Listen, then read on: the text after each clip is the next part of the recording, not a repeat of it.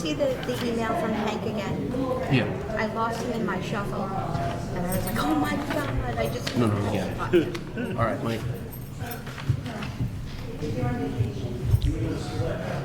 Welcome, everybody, and thank you for coming to this June 16th, 2026 Board of Trustees meeting. If you will all please join me in the Pledge of Allegiance. I pledge allegiance to the flag of the United States of America and to the republic for which it stands, one nation, under God, indivisible, with liberty and justice for all. Thank you. All right. First item is approval of minutes from June 2nd. Did everyone get a chance to review the minutes? Yes. Does someone want to make a motion to approve? Motion to approve. Well, I heard two, No. but I'll take that as a second. I'll All in take a favor? second. Aye. Next is approval of warrant, and it's a bit of a doozy Oh, this yeah, evening. it's a big one. Big one.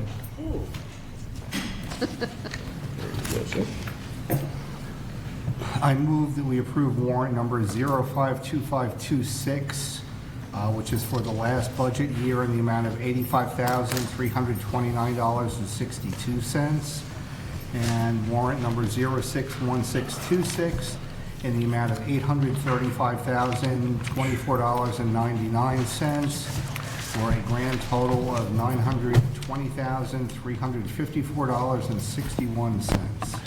So the big items on here were $300K in insurance, and then I want to say another $100K in workers' comp insurance, and also the entire library budget of $300,000.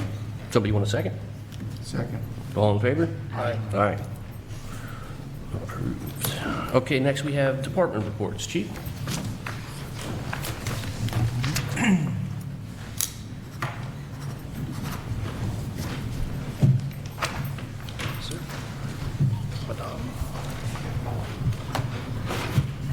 Good evening, Mayor and Board. For the month of June so far, 78 summonses were issued, 452 IRs completed, 64 in Grandview, remaining 380 in Piermont. Nothing for the board, we just have a few events coming up. Juneteenth is Saturday, so we also should be busy on some special posts. Thank you. We need to check that. It's not working. Hook it up. Yeah, it's not working. Sorry, Chief. Don't go anywhere. I think everybody heard.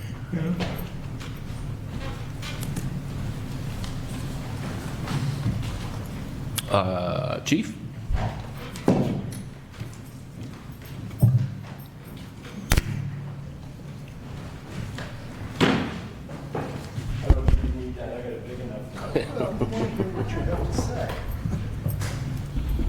Thank you, Mike.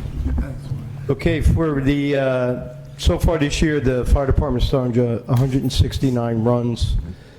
We went to Lake George over the weekend, and our, out of the whole state of New York, we placed first place with our ladder truck, and also placed second in dress uniform for the fire service. I do have something that I want to show the board. The other day, actually yesterday, I came back, I got a text from Phil Griffin about a parking issue behind Otto's. And about a year and a half ago, myself, Charlie, and Chief Hurley went over there, looked at the location where the sprinkler connection is for the fire department connection. And we put a no parking, we painted no parking right below the standpipe, the sprinkler connection. And yesterday when I got home, the valet parked all the vehicles right up against the building. We couldn't even gain access to the rear of those buildings. When the landing was initially built, that was supposed to be a fire lane. That was not supposed to be parking, and they also parked directly across from the hydrant. So from the steamer connection, either way from the hydrant, it's supposed to be 15 feet. On a standpipe or sprinkler connection, it's supposed to be 3 feet front, back, and sides. So I want to show you the pictures that I came up with.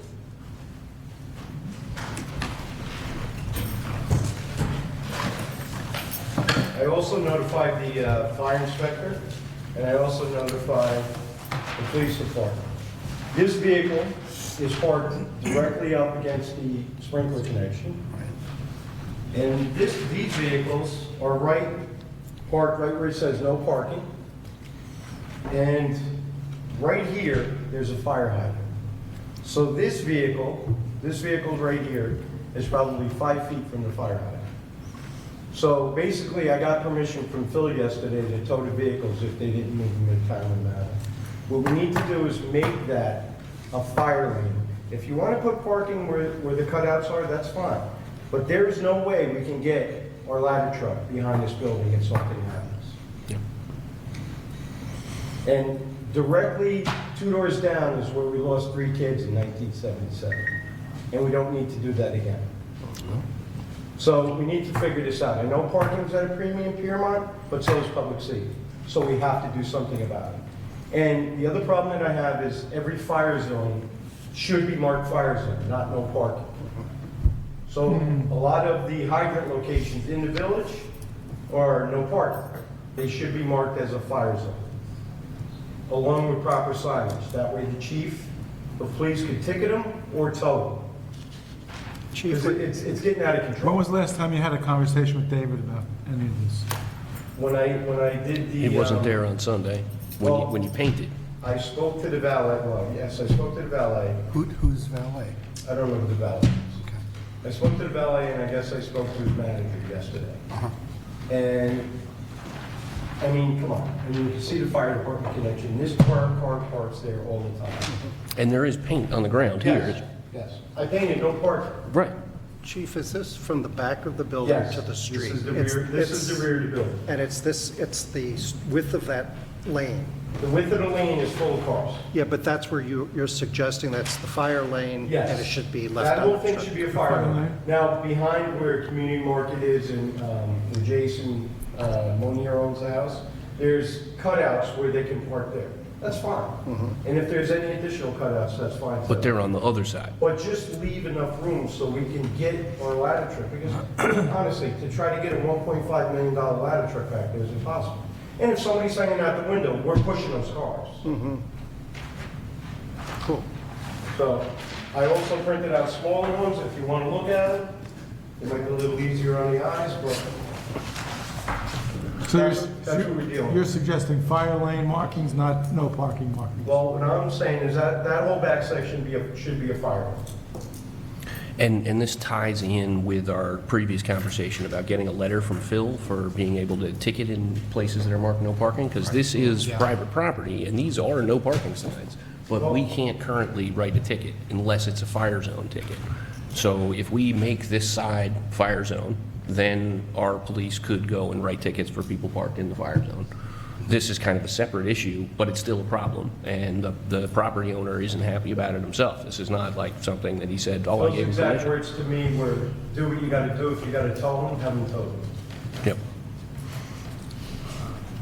We don't need his permission to tow from a fire zone, a marked fire zone.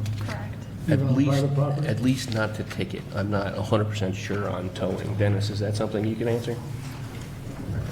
Establish a fire zone that No, had, no, in an existing fire zone on private property where we know that our police are authorized to issue a ticket, are they also authorized to tow? Thanks. I don't know sitting Yeah, here, I would have to check. Yeah, because ticketing is not going to solve a problem. An immediate If there's an safety emer- problem. if there's Chief, an sorry, immediate- Chief, yeah. I don't, do you happen to know, Chief Jimmy? We don't have that in our code currently.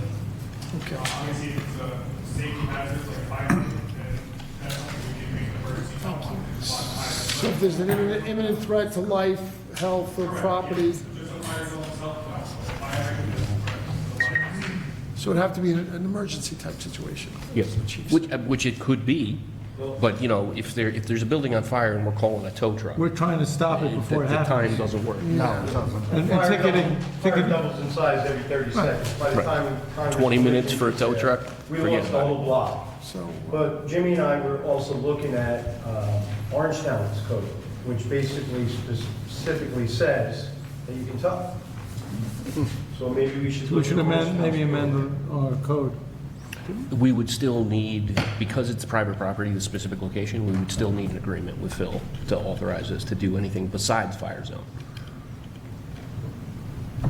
I mean, listen, this is part of what we're talking yeah, about tonight. I think you may have seen my previous memo on this, or I spoke about it at a previous meeting, that in order to enforce parking and traffic regulations on private property, either it has to be at the request of the property owner, which is preferred, or if you don't get the request of the property owner, and if it's something that the village board or the village government, the village police department, We're fire still- department we're feels still- very, very strongly about, then the fire commissioner, and I think that's also understood to be the chief of the fire department. commissioners or the... Yeah, we're Okay, all right, so the fire commissioner can. But let me cut you off, because Yeah. we're still intending to get that agreement letter from them. Okay.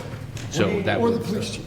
A letter that says we have the authority to, a letter requesting that we issue tickets for illegally parked cars besides fire zone.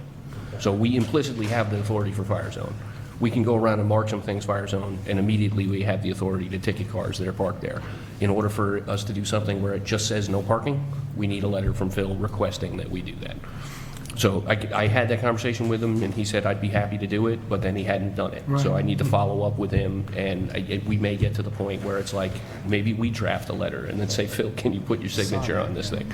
So What about creating fire lanes? that, with the property owner's permission, I don't think we need to do anything about. I mean, But we also need proper signage to help Jim. the hydrants throughout town, yeah. And let's talk to Tommy. I mean, that's just something that we can do, I think. All right, thank you. Thank you. Thank you. Okay, other department reports?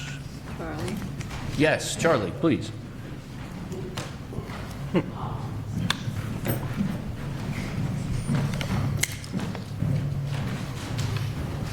Just so the board knows, I did speak with David. One of his problems is that the valet sends different people all the time, and they make the current mistake, and I told him it can't happen anymore, so he understood, and he apologized for it, just so everybody understands that. Number two, Orangetown was down here this week. They found 1,400 properties, they think they said, they're looking at parkland for. One of them is the Lower Trail. For some reason, they were under the intent that they were going to get access through again. And I told them, I don't think that's going to happen. That property currently is the Village Green, which is in front of the boards for development.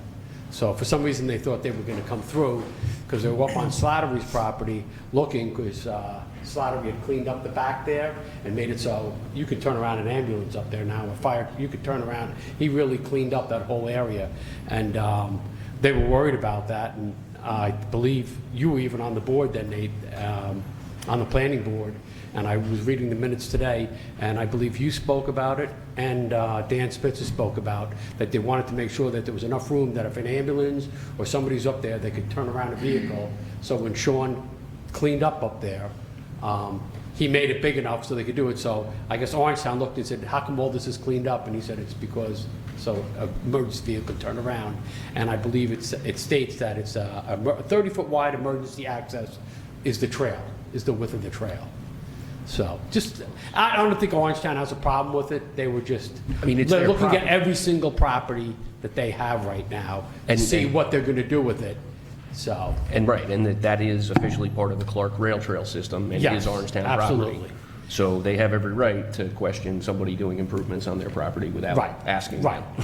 And if you go down, pretty much on the Lower Trail, every one of those properties has fire pits. So Yep. it's like, That they could lose if Orangetown decides yes, they're if doing Orangetown, something. if they could open up the end and make it a through trail again. But that's what I wanted to ask you to clarify. So you were mentioning Village Green, and you were talking about Orangetown and coming through, and I didn't understand. Well, they can't, because the Village Green property owns that whole end of Yeah. that trail system. Yeah, That's it- the blockage. And I said to him, I said, there's a current development in our boards right now to build houses there. I said, I don't think that property's ever coming back to you. And he said, okay. You know, they're just looking at everything they have on the books. Sure. They pulled up 1,400 different properties, and they're going through everything, looking at it, so. So I have a unrelated, thank you for that. I have an unrelated question for you. We received a referral from Orangetown on 145 Tweed. Okay. I don't know, did you have a chance to review any of that? No, I didn't even see, I'll have to look at it. When did it come? I want to say June 5th was the delivery date on the email. Which one was that? Maybe we It's did. not in Piermont. It's in Orangetown. The But the Orangetown planning board's Board. got to review that, right? Well, it was referred to the planning board for an opinion, but it was the only item for that meeting, and so they didn't have the meeting. So I just would like to give an opinion to Orange Okay. Town's planning Yeah, board yeah. on it. and- Normally, I don't give the opinions. No, I'm not asking, I was just, so this is the thing. Right. From what I've looked at, it appears that it is directly adjacent to those last two properties on 9W that were just cleared and are in the Okay. process of being developed. It's on Tweed, not on 9W, but the parcel looks like it's directly adjacent to the Oh, it's the southernmost. back, it's. It's the back end, yeah. Yes. And so they're proposing to clear cut that whole thing. So my concern is that we have an active construction site just a few feet away downhill from it, and if they don't do very good job, like those guys did a great job with the stormwater management and the erosion control. Yes. If the guy up the hill from him doesn't do the same level of protection, and everything comes down the hill into his property in Piermont, it could be a big mess. Devastating, yes. So, Okay. so this is something I'm gonna ask the board for, is are we all in agreement that it would be good to send Orangetown Planning a letter, just requesting that all of the erosion control and stormwater management is, done to the highest level of, Well, Bart's here Effort. almost every day because the kids with the MS4 Yep. reports. So if you want, I can review it with him and maybe put together a letter with him tomorrow, because him and I have been together almost every day for a week now. That'd be super So helpful. And is that okay if we send it, Dennis, if it comes from us? Or is it supposed to come from the Sure, planning just, board? I'm glad you asked that question. Technically speaking, there seems to be it's not just we here in the village, municipalities in general seem to have a misunderstanding how that GML referral works. That's what we're talking about. The law requires that it be sent from the clerk of the, I'll call the host municipality, in this case, To the the- town of Orangetown, hosting Yep. the proposed land development project. Must refer it to the clerk of the neighboring municipality. In this case, it would be the village of Piermont. It doesn't say it must go from the planning board of the host municipality to the planning board of the neighboring municipality. I guess it's just done that way as a matter of course, because the planning boards of municipalities tend to be the boards that are the most knee-deep in land use law, procedures, issues, and concerns. So it's entirely appropriate, arguably, and I think a good argument may be more appropriately for a village board to give that referral. And by the way, planning board can still give their own opinion, as can the zoning board, as can the building inspector and the village engineer, as Charlie suggested. so let's start with, That's okay. let's start with the building department and the village engineer's opinion. So just If you can FYI. do that, the date of their meeting is the 24th, so it doesn't necessarily happen, it has to happen tomorrow, but, you know. Well, we can sometime get in it the done. next I don't think it'll be an issue getting that done. It doesn't sound like a big review, and it's just to make sure that they mitigate anything coming down the hill. Yes, exactly. And if it's okay with you, Nate, I would suggest that, Jennifer, if Nate gives his blessing, I think it's a good practice to send those GML referrals from a host municipality to the village board of trustees and the planning board, and possibly also the zoning board of appeals. Sure. Although I think the ZBA, they don't meet very often, and, you know, but At least us and the planning board, yes. yes. Thank you, John. You're welcome. And thank you about the fence. Okay, so our next item is old business. Jennifer, do you have any old business? Old business. I just wanted to remind the board, I did forward an email from Hank at TWK Market for you to review. Dr. Phil Chierno resigned from the ZBA board. We were notified by USHA. So that is the old business that I have. Okay, anyone else have old business? I do not. All right, next item is new business. Jennifer, do you have any new business? Yes, so we are in the process of collecting taxes. Just to remind everybody, taxes are due by June 30th without penalty. As of July 1st, we impose a 5% penalty and then a 1% penalty thereafter until we re-levy in November. I want to remind the board, it is summer. We have only one Board of Trustees meeting. So we have one July 14th, and then we have another one August 11th. So just want to remind everyone, one meeting in the summer. We currently have the MS4 interns working in the village with the stormwater management and the catch basins. So they've been working with Bart Rohde and Charlie every day, mapping out things. They've been downloading everything into the apps that are on the iPad for them. So they've been working through that, and Kathy has been coming in and out, you know, checking on them and working with them as well. So that's going great. Peter Metzler, resident Peter Metzler, sent an email to the board regarding noise ordinance, and Thomas Hughes also sent an email to the board. It worked for a week. Right. Right. And that's all that I have. Okay, thank you. Does anyone else have any new business? I do not. Okay, I have a couple of things. First thing is, one of the members of the newly formed Transportation and Parking Commission had to step down due to moving out of the village, and I would like to appoint Charlie Redmond to fulfill the unexpired term of Paul Caton on the Transportation and Parking Commission. And the next item is I would like to ask the board for permission to issue a request for proposals for a vendor to provide vending machines, specifically soda machines, at 4 locations in the village.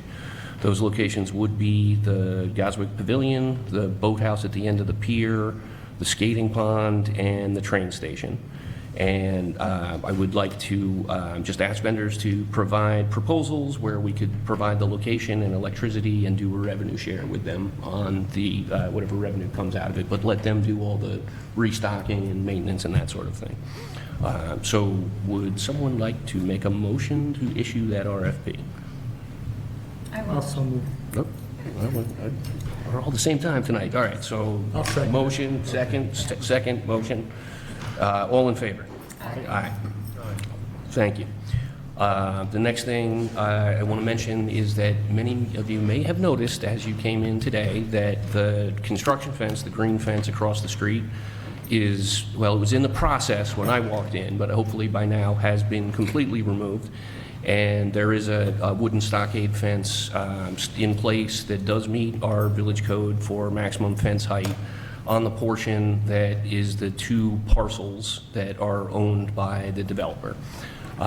With the fence being down, even though the fence was pretty ugly, now we get a much better look at how ugly it is behind the fence. And since it's private property, our DPW can't go in there and clean it up. However, volunteers from the village have been given permission by the property owners to go on the property and do whatever cleanup we can do. So there's a sign-up sheet in the back for anybody who's interested. I don't actually put the date of Saturday the 6th on it because we thought this was going to happen a little bit earlier. But if you provide your name and a contact number, I will reach out to you to try to coordinate what equipment you might have and what time you might be available to go in there and do some cleanup. We'll get a bunch of bags from the DPW, we can put everything in, and they are allowed to pick that stuff up at the curb. And then the final thing I wanted to mention is that we had previously discussed how the property owner in RD West was looking for contractors to repave Paper Place and Spruce Street, and I'm happy to share that he has given us a scheduled date of that repaving of the 29th of this month. So hopefully there's no issues with weather or anything like that. Might be a 2-day arrangement where they come and mill it the first day and then come back the second day and put new asphalt. Not entirely sure. But hopefully that can get communicated between the folks who need to use that driveway and the folks that are going to do the repaving and have a minimum of public disruption. And that's all I have for new business. And so next item is public comment. Is there any public comment? Can I ask you a question? On the lots across the street, why is the fence only on part of it? Why doesn't it? Because that's the only part the developer actually owns. The rest of it is part of RD West and part of a property owned by Riley's. And the two of them are not in agreement about which part is whose. But we got permission from both of them to go on their property and do cleanup. So wherever that line may be, we're allowed to be on either side of it and both sides of it. it's truly a Piermont thing. Yes, it is a bit Piermont. But yeah, that's the interesting thing about what you can look at now is that's actually the property that was owned at the time that we were having all these conversations about developing a much larger thing. It just looks awkward, the little fence and then the scrub brush and tumbleweeds blowing across. And actually, the Japanese knotweed in the front, we can clean up with the DPW because that is village property. That's where his property line starts, is at that wooden fence. Interesting, thank you.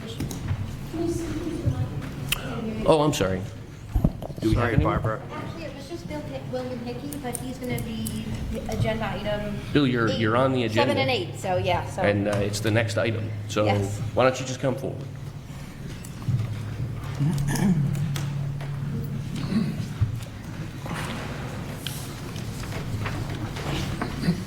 My name is Bill Hickey. A lot of people don't know me here, but some do. I'm very nervous because I don't speak well in front of a lot of people. You're among friends, Bill.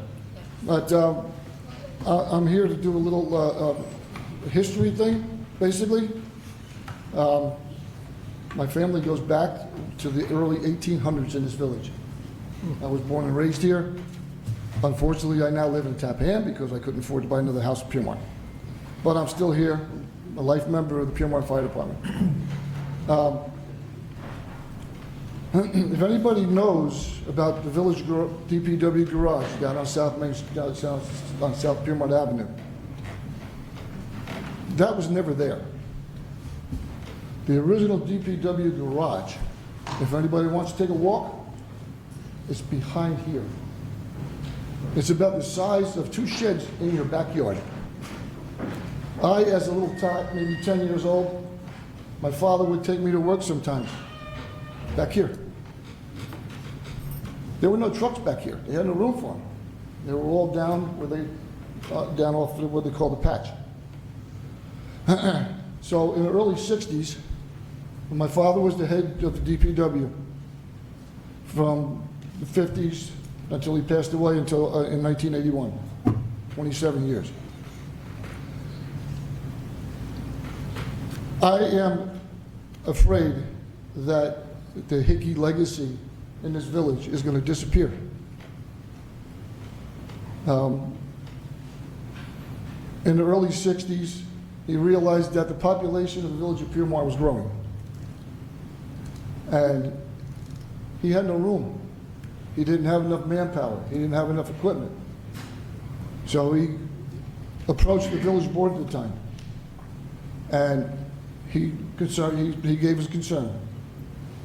So what the village board did then was able to go down where the village garage is now.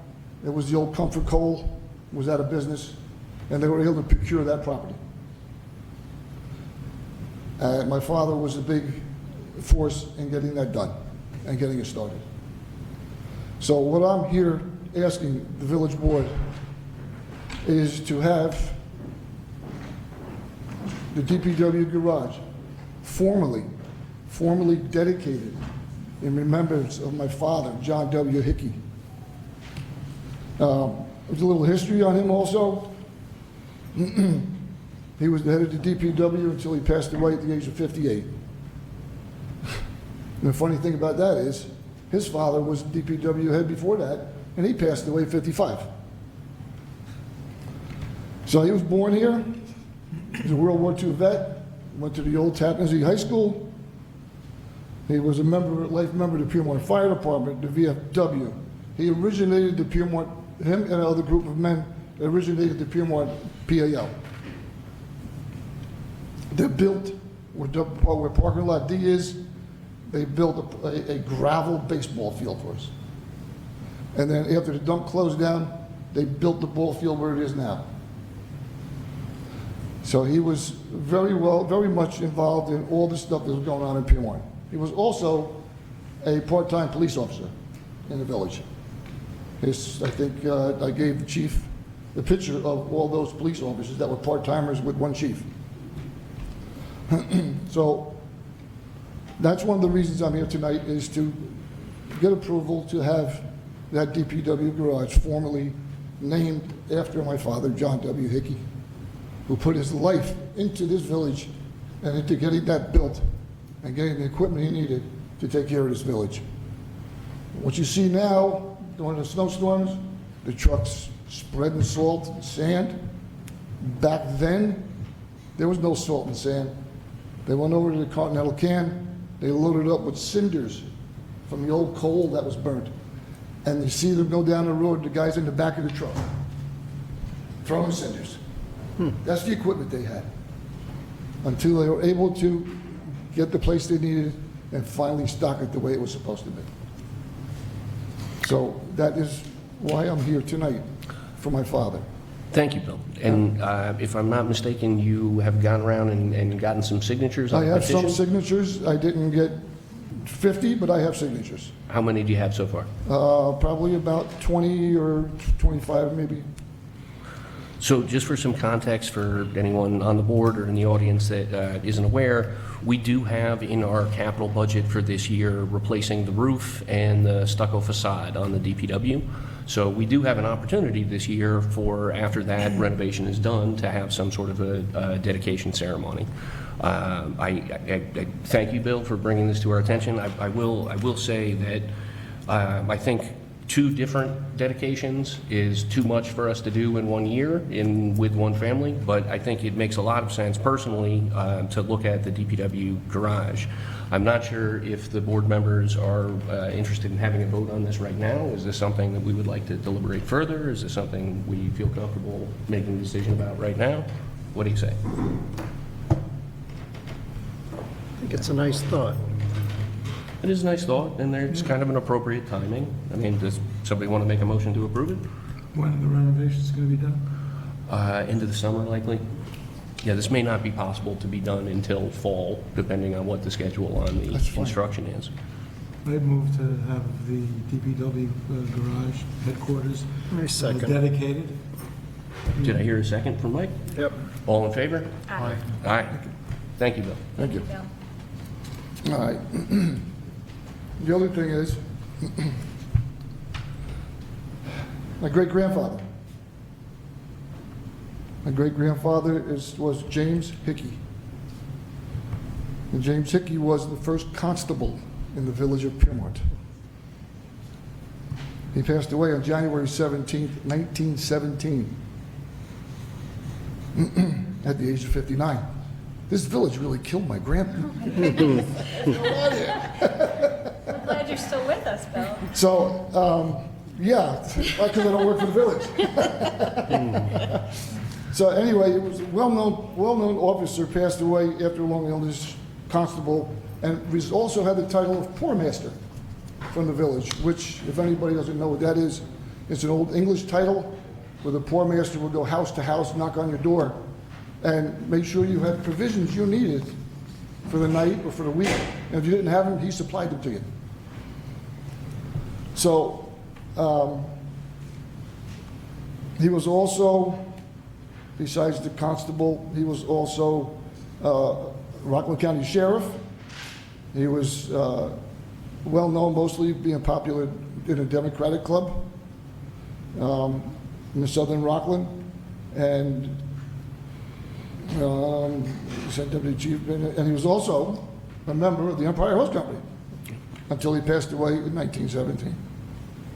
So I'm asking if there was some kind of thing we can do with the police department and getting the recognition of the first constable that was ever in the village of Piermont somehow recognized.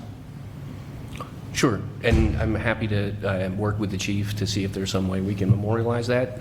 But like I said, I think one Hickey dedication per year may be That's our fine. limit. That's fine. And the chief did take a picture of my great-grandfather. Yep. And I don't know, I think, I haven't seen it, but I think it might be up in the police station. But, that's it. Like I said, I'm very nervous with this stuff. I had one more thing. Where'd it go? Nate, maybe we could do a thought on the website as we develop it in remembrance of those. So, That's, thank you for listening. Why don't you speak to the chief about some of your ideas on That's the best way picture. to, Yep. best way to commemorate? Thank you all. Thank you. Bill. Thank you, appreciate it. Okay.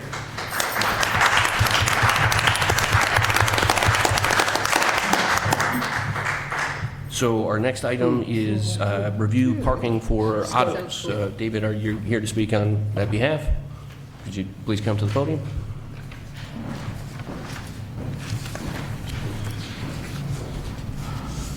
Good evening, Mayor, members of the board. Not sure of the format or what the expectation is, but I'm very flexible. Is there a question, or would you like me to just talk about parking? Well, no, I think we can start out with some questions. So,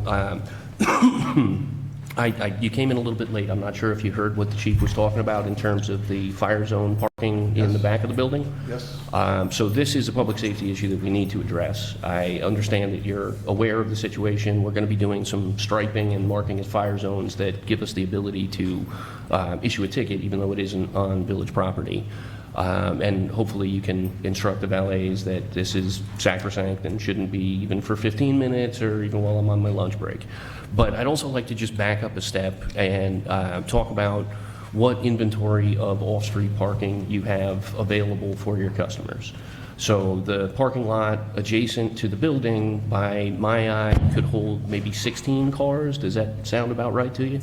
It holds a lot more than that. But can I just address the first Sure, item? please. Because I am profusely sorry for what happened. I only found out about it after the fact on I think it was Sunday. And, you know, the fire department, the police department at Piermont are phenomenal. And I want to always be in compliance with whatever's going on in the village. You know, we've told those guys a million times that they can't leave cars there. And for the most part, they're pretty good about it. I don't know what happened on Sunday, but from time to time, I think striping is a good idea. People will just park right in that opening and just leave their cars there. And it's really frustrating. So I do apologize to Mr. Gallagher, Chief, and to the village. It shouldn't have happened, and, you know, most people have my number. I'm always, you know, if something like that comes up, I'm generally reachable. So just to go through, you know, now to address some of the parking items. So we filed a plan, I guess, with our permit, and I guess subsequently the C of O for 20. We have about 20 spots with valet. Generally it's 25 to 30. They can get in that lot when they're organized valets. So what your first question, Mayor, was what I think or what I know that we have for the village. So we have a combination of 25 grandfathered spots, which is 23, which is grandfathered by the village. Mayor Tucker had asked me to provide 3 additional spaces in front of our building to the village to use for additional parking in the village. So that's, you know, I consider those part of our parking makeup. Those additional spots, there's two regular spots, and I think there's one handicap spot. Yep, that's correct. That's where the curb cut is. Where the curb cuts are. And I so would we have actually, a- I would like to put bumpers in there so that people can't inadvertently go up onto the curb cut, Yeah, now that it's not a curb cut. Yeah, they've been doing that for years. Used to really infuriate the Gerhardts. And then right now I'm in negotiation or discussion with the library for using their lot for off hours. And then I'm also, Pamaya Red, I'm working out an agreement with them to use that lot for overflow parking. But I think it's, you know, I attended the previous meeting where you were talking, I forget, the parking spots that don't exist. What are they called? The ghost park? Fee in lieu of parking. What's that, I'm sorry? Fee in lieu of parking. Okay, Fee in lieu lot. of parking. So, and I listened to that discussion, and, you know, we're fortunate. We're the only restaurant in the main strip that has parking. Mhm. And, you know, you know, and one speaker after another talked about, some of them named Otto, some named a 300-seat restaurant at the end of the village and all that. I'd like to distill some of that a little bit, because we do have 300 seats. We have a lot of seats. We have roughly 100 outside seats, and that's divided between two patios. We have a front patio and a rear patio. The front patio is generally about 60 seats. Could it be more? Yes, it could be, but we only have 100 outdoor seats. So whether they're in the back of the building or the front of the building, it's always the same. Excuse me. Inside, we have 4 venues. We have 3 dining venues and a bar. The bar seats 30 people. The front room is roughly 40 to 50 people, but call 50 people. The rear room is 50 people, and the middle room is 70 people. So that's generally about 200, maybe plus or minus a few, right? We never use more than 2 to 3 venues at a time. That means the patio and the middle room, or the patio and the front room, and the bar is always a constant. And that's because the kitchen just can't handle that many tickets at one given time. What people kind of, I think there's a misconception, is that we have a lot of events at Otto's. We have bridal showers and birthday parties and all that. And a lot of times the rooms are set for the following day, but those rooms are really, you know, they're kind of, you know, they expand and contract the restaurant for the events.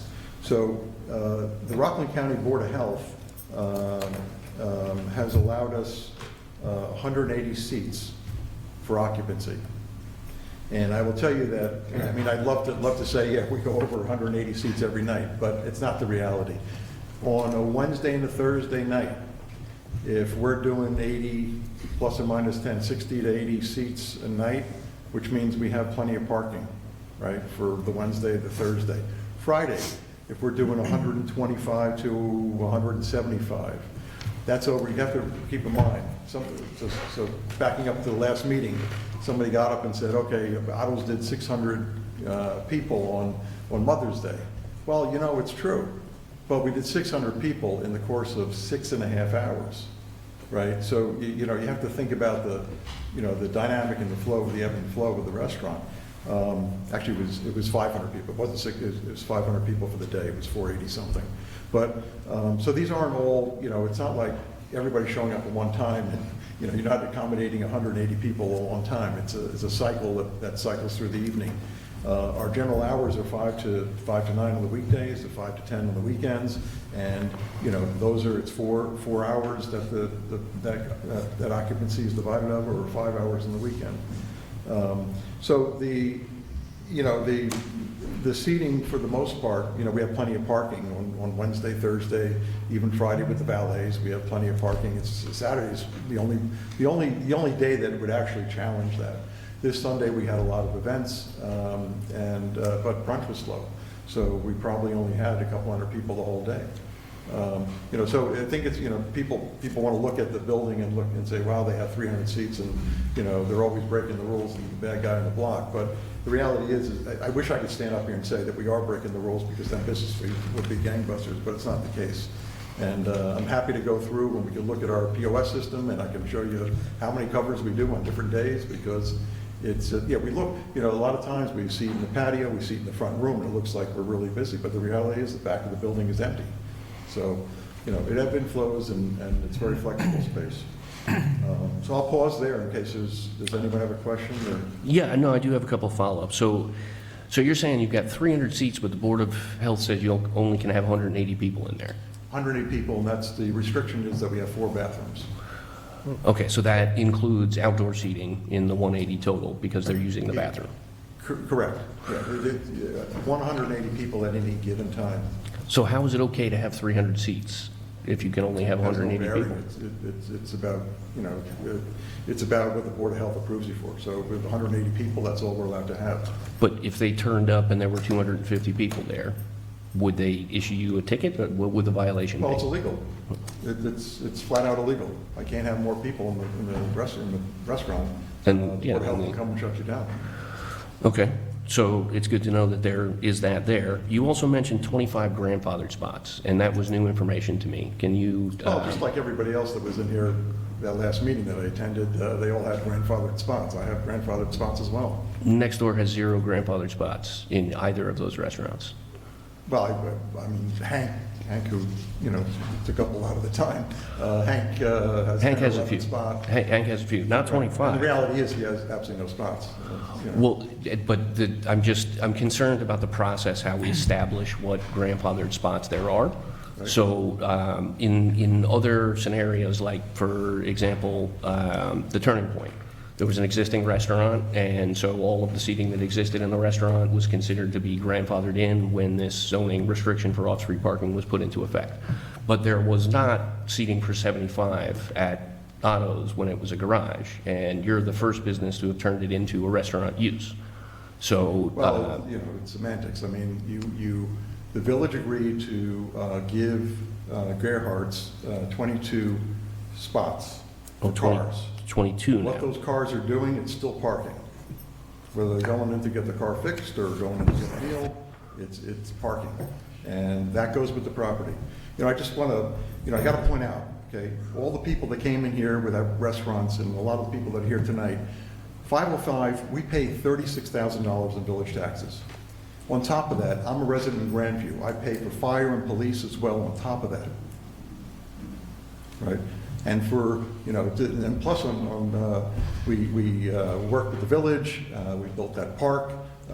You know, anytime I'm asked to do something for the village from an auto standpoint, we always do, right? So I think to get into, you know, you can't, if those spots came with the property, they're, you know, you can say there weren't people going in to eat at Gerhardt's, but. Well, but that's what I'm confused about, because my understanding is that the way that we established the number of grandfathered seats was pretty straightforward, and because Gerhardt's formally, they didn't need any parking besides what was already there on Gerhard Strauss. So that lot used to actually get rented out for other restaurants' overflow parking before you started as a restaurant use and are using it as your own parking lot. And I also just wanted to clarify, you're talking about 30 cars parked on the lot, but I went by 2 Sundays ago and you had the valet guy parked in the front facing out, sitting in the car. I guess it was hot, so he's running the air conditioning, and then enough room to turn a car around to go and park it somewhere else, and 16 cars parked in the lot by the valets, pretty close in together. So I'm a little bit surprised by an estimate of 30 for the number of parking spots that are there, because, you know, maybe that would be possible if they were delivered by helicopter and removed by helicopter, but to have enough room to actually turn a car around and get in and out. I think, Mayor, you know as well as anybody, is that we have a back gate, so nobody turns around. They either get in that lot or they go out and come around. I mean, that's. Well, and, you know, we're looking at these pictures of what happens out that back gate on somebody else's property that is a problem, that you started out talking about, okay, we're going to fix this. I don't know if using the back gate is the perfect solution. Sorry. So Mayor, that is a one-off instance, okay? That has never happened before, right? I've been adamant with the valets and the managers of the restaurant that they can't leave cars there. It's not a parking lot, right? Phil Griffin has been very gracious to allow our employees to park on his property in the back, but they park out of the way, and I know that that's not our parking, and I'm not claiming that as part of our parking, but, you know, our employees, we could actually use that, which Phil's given us, for patron parking too, and have our employees park over, and there's another 10, you know, like 6, 8 spots there. So if you want, I'll just have our employees park, and you can add another 8 spots to what we have in the lot. I mean, this picture came from Phil, by the way, and it came along with the message of, I don't want anybody parked there, and that's why I put the no parking signs. And like I said, Mayor, he's 100% correct, and I'm in agreement with him. You know, I mean, I'd like to think that I have a very good relationship with Phil, and that's wrong. That is wrong. Okay, well, I'm glad that's out of the way. I'm still having a hard time mathing the math, though. I think what I'd like to do is, with the building inspector and yourself, walk the parking lot and come up with a hard number of how many parking spots can actually be claimed on the property. because the law that we have, the zoning restriction requiring off-street parking, does provide for valet, but that requires that we have on file a written agreement with the property owner of where the valets are going to be parked. So in the library or Panama Red, you said maybe would be another option. So if you can establish a relationship like that, we need to have that documented in the file and have that added as an inventory of available parking. But so I'm looking at, let's say it's 25 that are on the lot, and then you first said 25, but then you said a few moments later 22 grandfather parking spots. It's 22 that's grandfathered by the village, right? And then I gave the village the 3 extra spots they add into their inventory, and that should, go to my credit. I mean, the board asked me, and I was very happy to say, okay, we're not using the curb cuts right now, and by all means, use them. So what I'm coming up with here is 47 plus 3. Give you the credit for the 3, sure, why not? I still would like to review our process about grandfathering 22 spots in for a use that was not a parking intensive use. In fact, it was a garage. When you went there with your car, you left your car inside the garage and then walked home. So it wasn't a big parking demand. So I would like to review that, but working on the basis of that standing up, that would give you the total of 50 parking spots, which is enough for a total of 150 seats. Right, but no, the other 10 spots will come from the parking agreement that I will provide to the board. I've had a little, it's been a rough day, and I wanted to prepare better for meeting with you guys. I had a pipe burst in the building, and I had to dig a meter pit for my meter replacement in my house. So it's been a long day, but I am happy to provide that. My goal is 60 spots. I wanted to get the library as well. They need the money, and I just wanted to have a little extra parking for the valets. I'm trying to get the number to be even better than the 60 that I'm allowed to have. Because 60 is the 180. It's the 180 occupancy. Yeah, no, I see that math. I just came up short when I'm doing the addition here. Right. Okay, so a couple of things that we need to work on. So I appreciate you coming in. I appreciate this information. I'm going to go back and do some research on the grandfathering, and I would like to come up with a hard number with you and Charlie on the site parking locations, with the assumption that there's going to be a valet's vehicle parked here as like a staging area taking up some of the parking. And then I think we can circle back around to this, but thank you again for coming in, and thank you for making sure that this does not ever happen. Yeah, I feel terrible about it. I really do, because I want to be on the good list, not on the naughty list. Thank you, Mayor. Thank you, members of the board. Thank you. All right. Our next item is a resolution to authorize the mayor to enter into an agreement with the County of Rockland on behalf of the RCDAO LEAD program, in which the Piermont Police Department will receive $5,000 for participating in the Law Enforcement Assisted Diversion Program Project Connect. Would someone like to make a motion? So moved. Keep going at the same time. All right, so Second. All in favor? Jeff, can you pass that to Nate? And the next is review draft of proposed local law to establish a landscaper registry as a new Article 9 of Village Code, Chapter 154, property maintenance, and schedule a public hearing. Did everyone get a chance to review the draft? I know there were a few comments. Are there any other questions or items that you wish to discuss about this before we schedule a public hearing? I didn't see a provision in the registry, and I know there's other ways of verifying it, for insurance requirements, Dennis?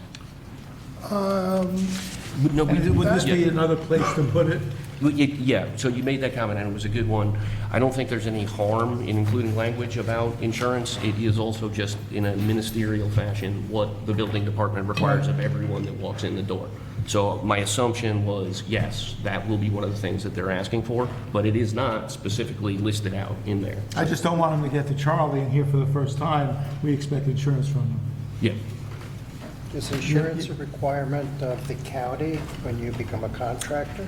It To be licensed. is for the home improvement contractor, but for commercial or landscapers, I'm not sure if the county requires commercial landscapers to be licensed. Maybe Charlie knows, if he's here. Charlie, does the county require landscapers, commercial landscapers working not on a single-family residence, working at a commercial, So this Office is how county complex. law works. The county law for all contractors is, on residential, everybody needs a license. and which include, they must have insurance. Landscapers, painters, anybody that steps foot on your license. That's your home improvement contractor, right. Needs a license.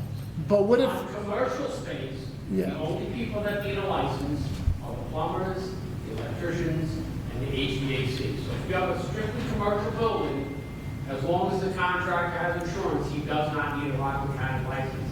Hence the name consumer protection. They consider it business to business, so the county doesn't get involved in that.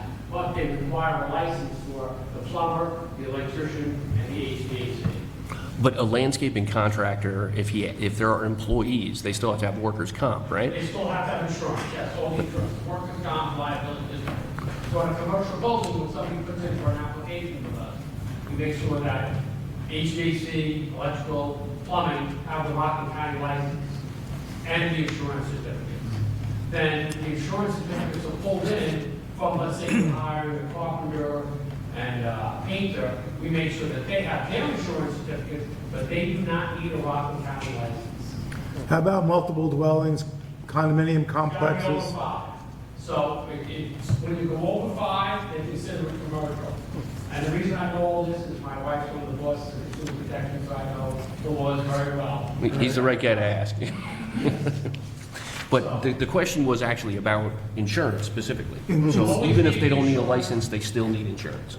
So it wouldn't be a problem to include some specific, we want to see proof of insurance. And should we, And I recommend to homeowners sometimes, when they're doing something big, even though I'm collecting the insurance, I say to the people sometimes, you know, it's a big job. Yeah, get your own You might certificate. want to get a copy also of the insurances, so you have it in your file, have, if something goes wrong, that you don't have to come to me, you have it that says you're additionally insured.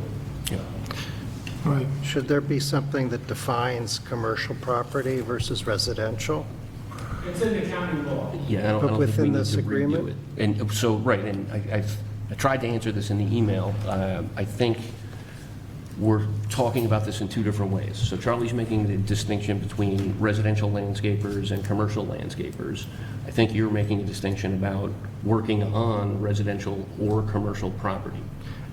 And also future implications for this law that, And that's, so the reason why I don't think it's important that we have any language in making distinction between commercial and residential at this stage is that this is just the registry. We're going to also try to pass another law that talks about gas-powered leaf blowers and restrictions on them. And in that law, there will be a differentiation between large commercial properties who have different needs than your standard residential homeowner and smaller properties that don't meet whatever that threshold is. And this is a formula that they've used in NIAC that they actually adjusted after passing the initial law and said, okay, we have some properties that we need to make accommodations for.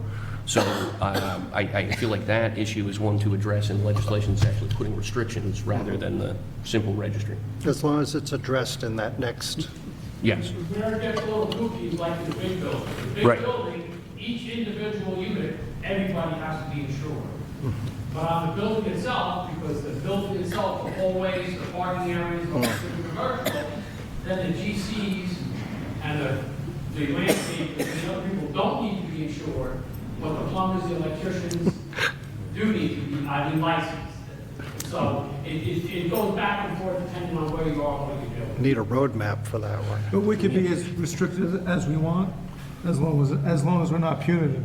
Well, as long as we're not restricting somebody out of doing business No. just because they don't have a license. Right.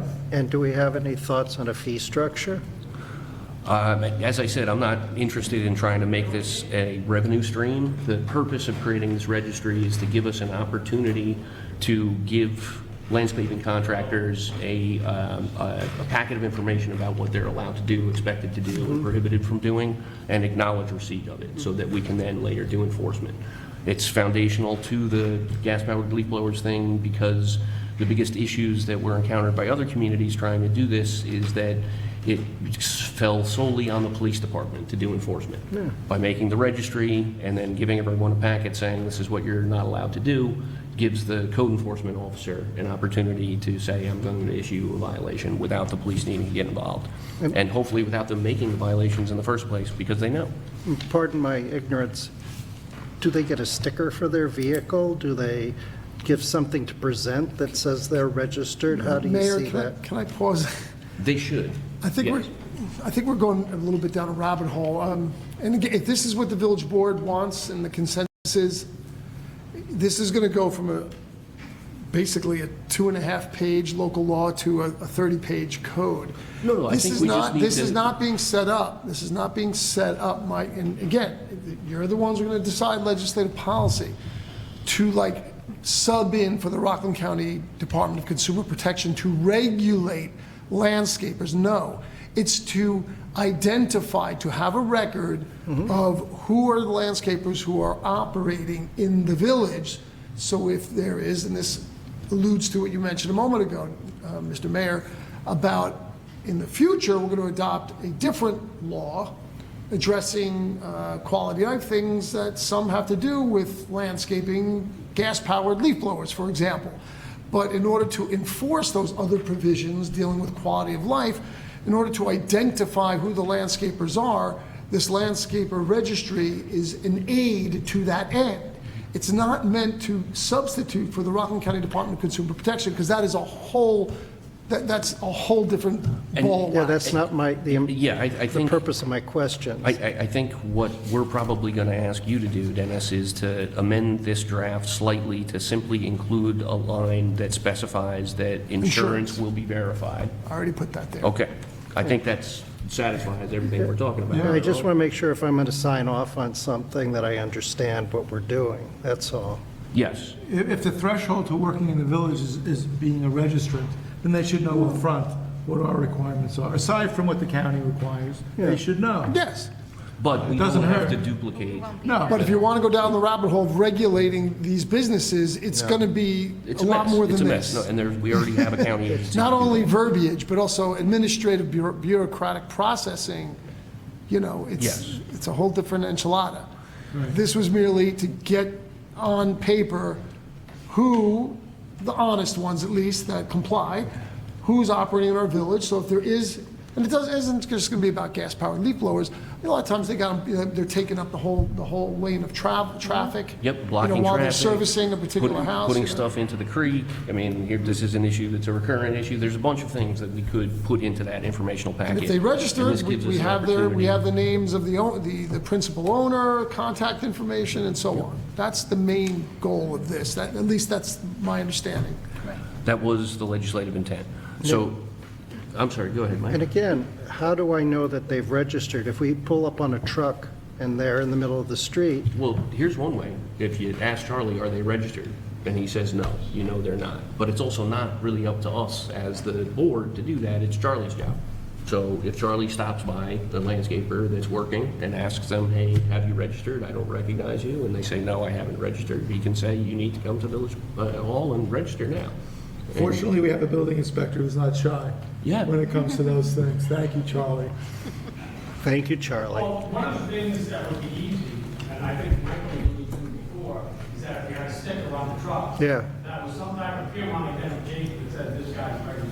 Because the county has that with registered people. So when I'm driving around, if I see a home improvement sticker on your bumper, or a licensed electrician, or a licensed plumber sticker on your bumper, I'll keep going. But when you don't have that on your bumper, I'm stopping every time. Yeah, People say, how did you catch me? I'm like, because So the issue I see with that, Charlie, is that a lot of landscaping companies have a variety of vehicles and don't always use the same vehicles, and they cycle through.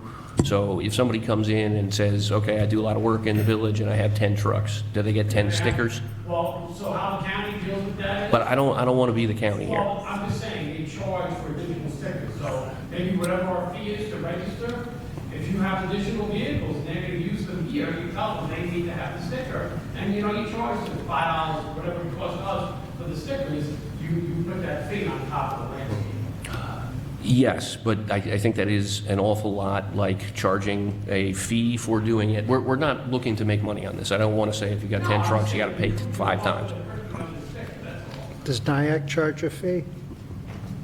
They don't have a landscaper registry to my knowledge. It was They have a Hastings that we noise, styled this off of. noise Does provision Havistra, that Somebody regulates has it. noise. Yeah, Hastings is who we based this off of. but also in Rockland, I thought somebody had it. Somebody else had noise ordinances about gas-powered leaf blowers, but not in conjunction with the contractor's registry. The purpose of this is to create a scenario that avoids the issues with the second thing. So, I mean, I think the question here for us tonight is, are we ready to, do we need to do any referral on this as just a new registry, or can we just schedule a public hearing? I know it's Jennifer's custom and tradition now, and I have no problem with it. Although it's not necessary, Jennifer would like to send it to the Rockland County Planning Department. This is not required to be reviewed under the GML provisions, but again, I defer to Jennifer's cautious approach, and if she would like to send it to the Rockland County Planning Department, I'm okay with that. But then we'll have to wait at least 30 days to Before give we them can schedule. from when it's received by them, and I think it's all done Electronically online, now. the portal now, so it's instantaneous. I would suggest to schedule a public hearing, what is it, June 16th? We only have one meeting a month in July. One in and August. June. There's only the When's July? 14th. When's July? One in July. July is the July 14th, 14th, and then So August is the 11th. August 11th. August 11th. Okay. Season will be over. Somebody want to make a motion that we refer this out and schedule a public hearing for 8/11? I'll make that motion. Do I hear a second? Second. All in favor? Aye. Thank you. Jen, don't say anything out yet. I have to revise it for the insurance For the insurance. language, and I'll distribute it to the entire board. And so wait for that, Jennifer, okay? Okay. It may not be this week, I just caution you, but Yep. And then... we have time. It's August 11th. Yeah, it's August And 11th. usually they answer right away when they know that they really don't have to weigh in. Yeah. They don't wait the 30 days. They usually do it really quick. I just like to be consistent. I don't No, I want agree. anything falling through the I have no cracks. problem. Full support on that. Yep. So the last item we have here is review cyber security proposal from VJ Networks for the Village of Piermont, and regrettably, I still have not had an opportunity to talk to them. I would like to table this to next meeting. No worries. And then item 13 is adjournment. Would someone like to make a motion to adjourn? So moved. Do I hear a second? Jeff and Michael. All in favor? Aye. Thank you, and thank you, everyone.